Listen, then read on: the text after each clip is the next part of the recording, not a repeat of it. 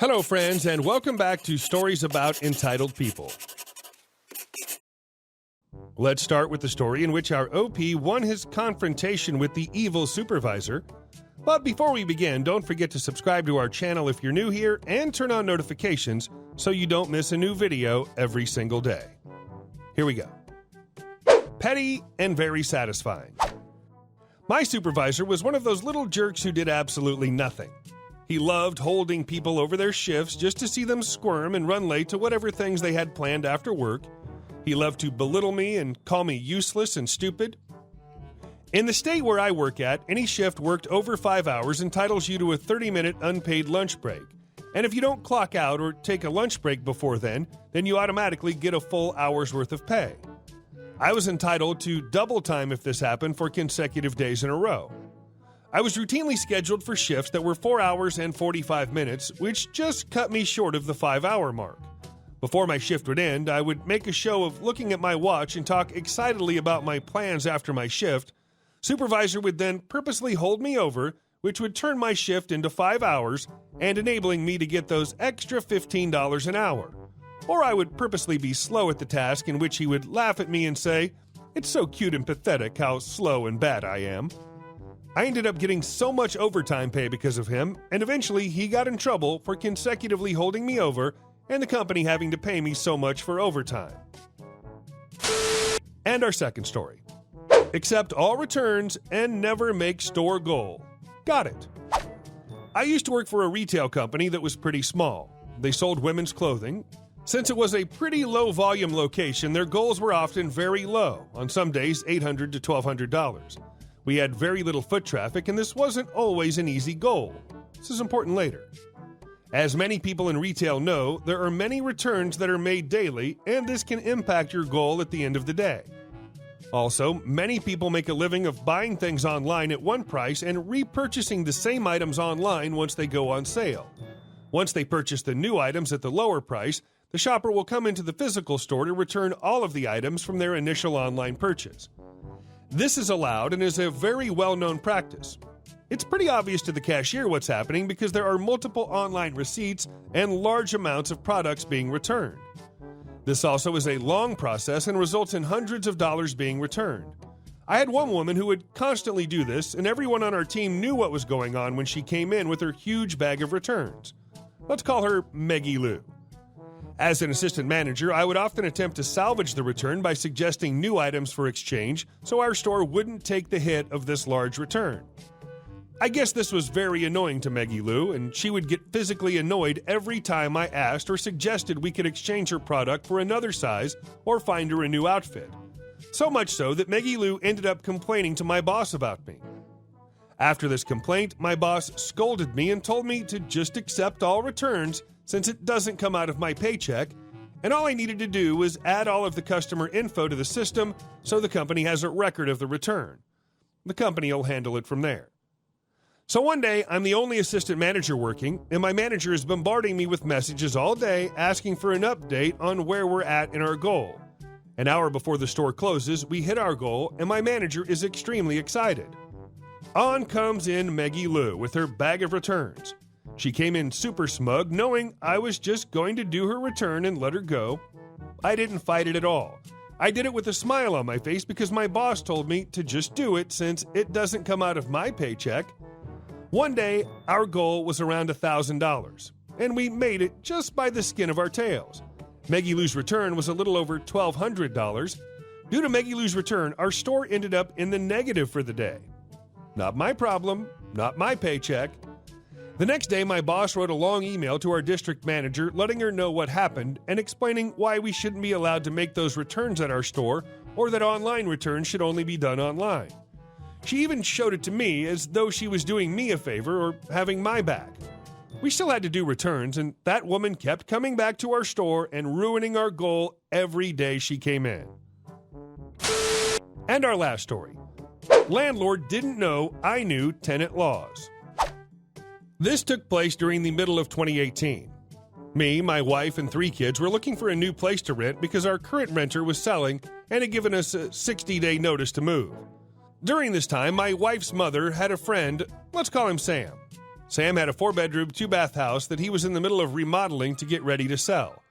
Because of this, certain parts of the house, like some of the walls weren't fully painted and some of the floors were old. At the current time, my family really needed a place to stay, and our budget wouldn't allow us to rent any places over $1,000 a month. Keep in mind, I'm a disabled veteran and have a lot of time to sit and research things when I need to. First part, signing the lease and getting the keys. During the lease signing, we went over to the house for Sam to point out all the things that were being worked and what things weren't complete when we were moving in.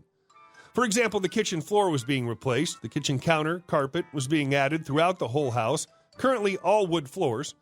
When we got there, we pointed out that there was still trash all over the floor and bug traps all over the ground.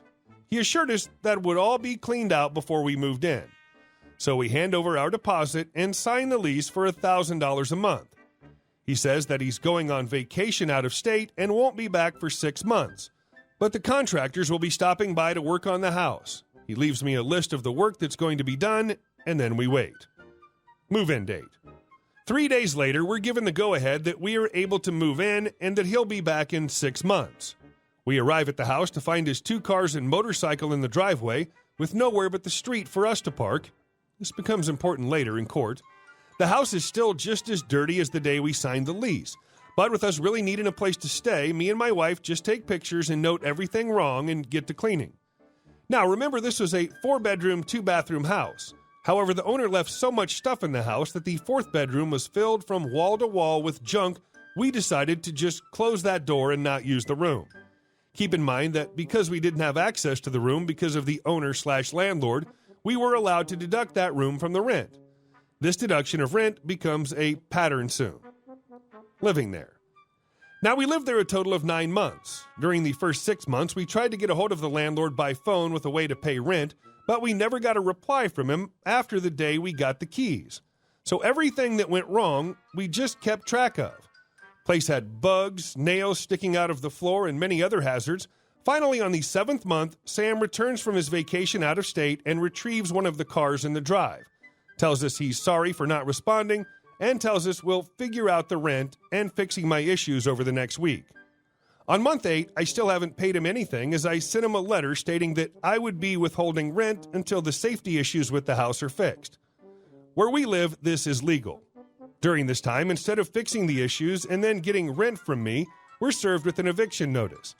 Keep in mind that we have kept a record of everything wrong with this house, including everything to code. Time in court.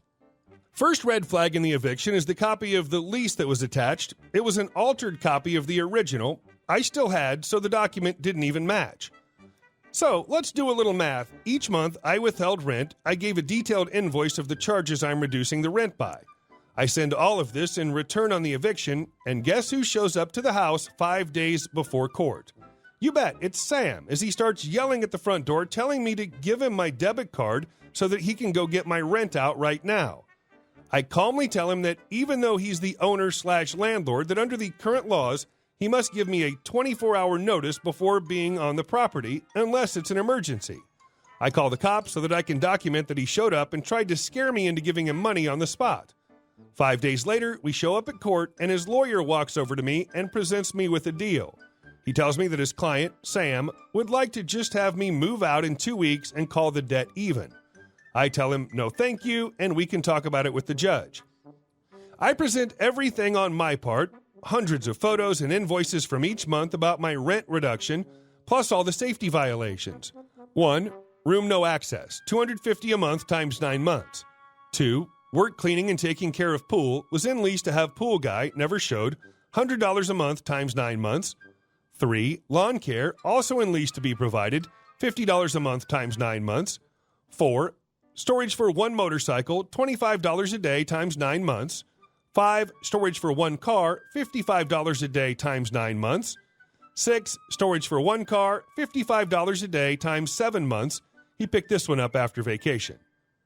Safety violations.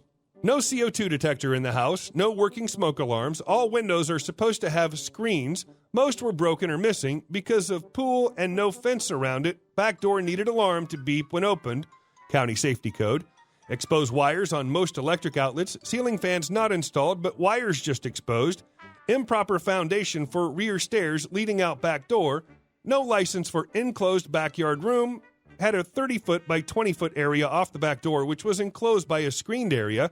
County required a license for anything that was attached to the house. Also, the piled-up junk in the fourth bedroom was considered a fire hazard. Now, I picked the rate per day to store the vehicles at the house because legally I could have had them towed off the property even though they are the owners. This is the rate the impound lot would have charged per day the vehicle was in the lot. This added up to a total invoice of $36,750, the $9,000 owed for rent, leaving $27,750 owed. After hearing both sides, the judge ruled in my favor, giving my landlord 3 options.